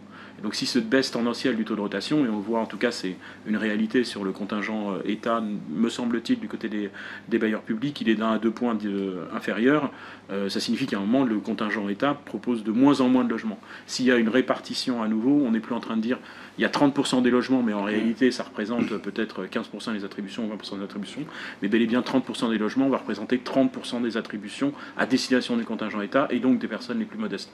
Donc cette idée de remettre au flux, à moins que le raisonnement me paraît étrange, mais je crois que c'est à peu près le raisonnement qui avait été utilisé, qui est plutôt une bonne chose. Après, ça change complètement notre manière de travailler. Bien sûr. Mais c'est souhaitable, Emmanuel? Oui, je pense que c'est souhaitable. Alors, je ne suis pas expert de la mécanique, mais c'est quelque chose qui est en train de se généraliser dans le secteur du logement social à proprement parler, si je puis dire, et qui, dans le secteur des résidences sociales, pourrait tout à fait être travaillé, je pense. Oui. Arnaud, vous vouliez réagir à tout ce qui s'est dit, parce que c'est vous qui avez pris la parole sur le sujet au départ. Oui, je pense que beaucoup de choses ont été dites. Peut-être sur la gestion en stock en flux, ça reste un débat, je dirais, au sein de notre union et de nos adhérents. Donc à travailler, à voir comment, est-ce que c'est vraiment plus facile pour tout le monde. Mais je pense que ça fait partie des réflexions qu'il faut ouvrir maintenant sur les SIAO, alors les résidences sociales, mais plus largement sur le logement d'insertion. Je pense que la finalité, l'objectif, on le partage tous. C'est que les logements soient attribués, c'est que les gens trouvent des logements adaptés à leur situation, pour la durée adaptée à leur parcours. Après, il faut effectivement trouver les meilleures situations et de le faire de manière concertée et pas d'imposer des situations qui sont peut-être pas adaptées, qui sont peut-être adaptées à un modèle, peut-être au logement social, mais peut-être pas adaptées à toutes les formes du logement d'insertion. Donc ça, évidemment, ça nécessite d'y réfléchir. Après, sur le reste, sur le SIAO, on a bien entendu. On partage, évidemment, mais Justine l'a dit, ou Kamel, je ne sais plus, mais non, Justine, la volonté et l'importance qu'on soit dans cette réflexion-là, si on veut vraiment construire un outil qui soit adapté aussi aux acteurs du logement d'insertion et non pas qu'on y revienne après, parce qu'on sait que c'est toujours compliqué de revenir après. Donc il faut qu'on y travaille tout de suite. On a une question. La captation de logements est un préalable à la mise à disposition de ces places IML au SIAO. Dans un contexte immobilier locatif tendu sur de nombreux territoires, des moyens supplémentaires en faveur des agences immobilières sociales sont-ils prévus? Car c'est un véritable enjeu pour mener à bien la politique du logement d'abord. Oui, je me permets là de rappeler quand même les dizaines de millions d'euros que l'État a mis depuis 2017-2018 sur les agences immobilières sociales et sur tous les opérateurs agréés pour l'intermédiation locative. Donc malgré tout, il y a eu des moyens supplémentaires, alors après qui doivent se répartir entre différentes missions de ces acteurs, la mission de captation, la mission de gestion, la mission d'accompagnement, bien sûr. Mais néanmoins, c'est quand même un secteur où l'engagement public est très dynamique. En tout cas, l'engagement de l'État, l'investissement de l'État est très dynamique. Et à nouveau, en 2021, c'est, alors je n'ai pas les chiffres en tête, mais c'est plus de 20 millions d'euros. Et pareil en 2022. Et voilà, les choses, donc ça progresse. Sur la question de la captation au sens propre, on est en train de mener une réflexion sur les outils de la captation. Vous savez qu'aujourd'hui, l'outil de captation principal, ou l'argument de captation principal, c'est les dispositifs fiscaux. Donc le dispositif COS dans l'ancien qu'on appelle louer abordable, qui propose des avantages fiscaux assez importants, propriétaires qui s'engagent dans l'intermédiation locative. Donc il y a un travail en cours en ce moment au sein des équipes de l'État pour voir comment ce dispositif pourrait être amélioré, pour être plus attractif, plus lisible, parce qu'il y a quand même un gros manque de lisibilité. Donc voilà, je pense que ça sera un outil supplémentaire au service des acteurs. Justine.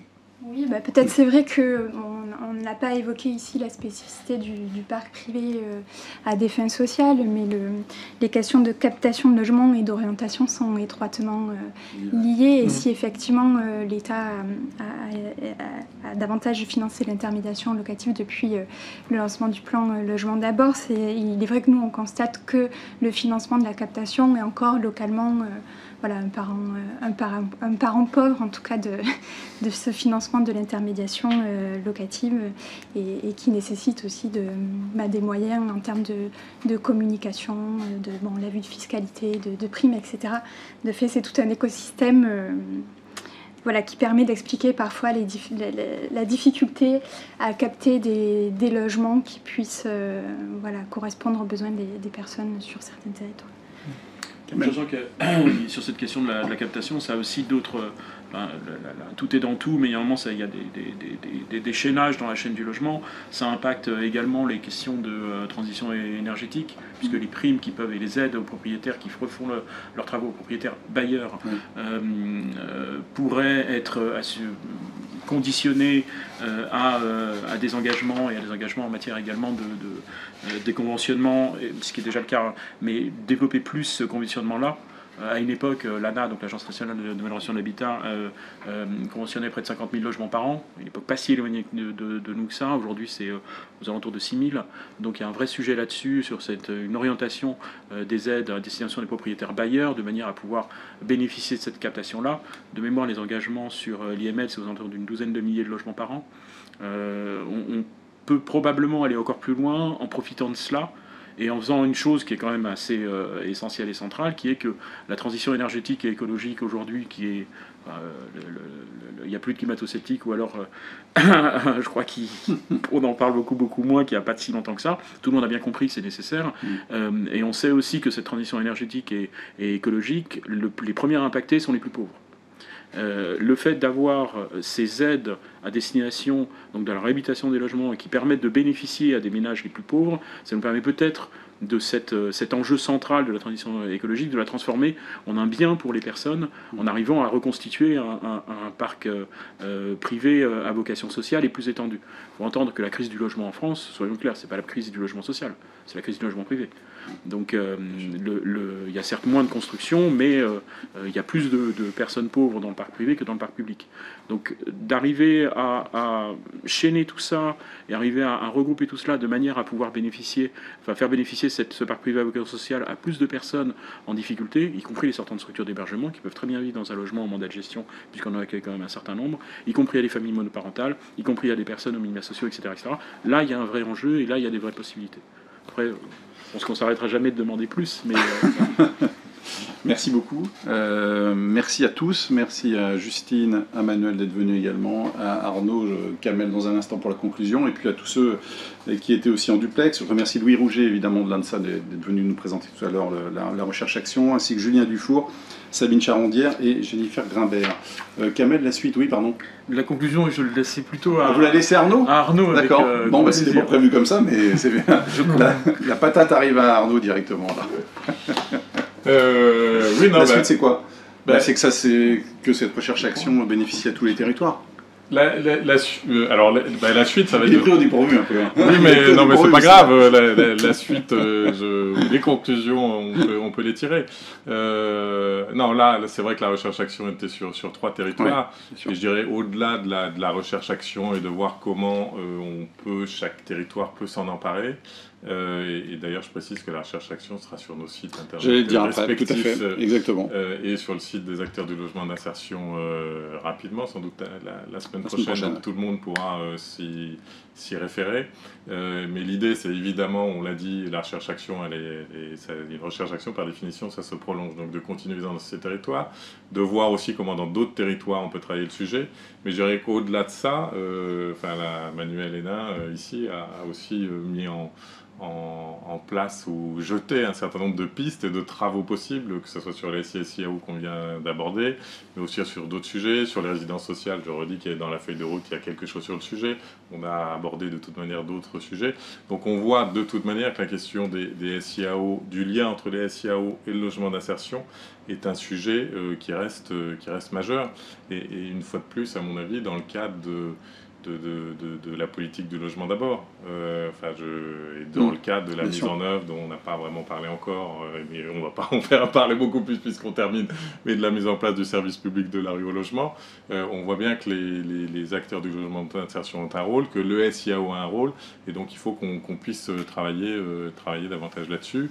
Et c'est vrai qu'on a beaucoup de perspectives de travail liées à cette recherche-action, mais au-delà, de manière générale, sur la question des SIAO. Et je pense que le regroupement que l'on fait, FAPIL, Solia, UNAFO, sous le terme des acteurs du logement d'insertion, avec tous nos adhérents, avec le soutien, j'espère renouvelé, de la DIAL et de la DGCS sur nos actions, va nous permettre de mener toutes ces actions-là et de montrer peut-être encore plus que ce qu'on a fait jusqu'à présent le rôle du logement d'insertion dans la politique du logement d'abord, et pour permettre aux personnes de trouver non pas de l'hébergement, mais des vraies solutions de logement pour une durée adaptée à leur situation. Donc beaucoup de travaux à venir. Merci Arnaud. Et effectivement, vous le disiez, la recherche-action disponible sur les sites de Solia, de l'UNAFO et de la FAPIL. Dans les prochains jours, vous serez évidemment prévenus. Et puis, le lien du replay de ce webinaire vous sera également envoyé. Vous pouvez le faire circuler, évidemment, pour ceux qui ne pouvaient pas être avec nous aujourd'hui. Merci à tous, votre présence, votre fidélité. Et à bientôt. Au revoir.